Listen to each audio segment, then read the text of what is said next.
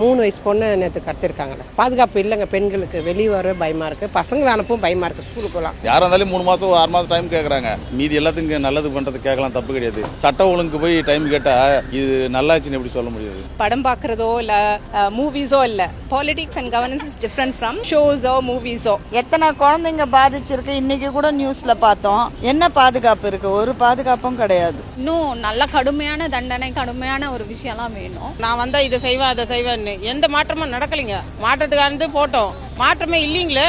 எனக்கு எதுவும் மாற்றம்லாம் இல்லைங்க சார். எப்பயும் நார்மலா போயிட்டு இருக்க மாதிரி தான் இருக்கு. ஒவ்வொரு நாளும் எங்களுக்கு சேஃப்டி இல்லாம தான் இருக்கு. அவர் ஏதாவது மாற்றத்தை கொண்டு வரணும். அதுக்காக தான் ஓட் போட்டிருக்காங்க எல்லாரும் நம்பி. பட் ஏன் ஓட் பண்றீங்கன்னு கேட்டா ரீசன் கிடையாது. அவங்க ஆக்டர், அழகான சிஎம் வச்சு என்னங்க பண்ண முடியும்? பாதிக்கப்படுறவங்களுக்கு பாதுகாப்பு கொடுக்குறாங்களா இல்ல தூண்டுறவங்களுக்கு பாதுகாப்பு கொடுக்குறாங்களான்னு தெரியல. எந்த சிஎம்மும் போய் நீங்க ரேப் பண்ணுங்கன்னு சொல்ல போறது கிடையாது அப்படின்ற அதுக்கு கீழே அவன் போட்டிருக்கான், 1 டேக்கு நீ புக்கிங்க்கு வருவியா.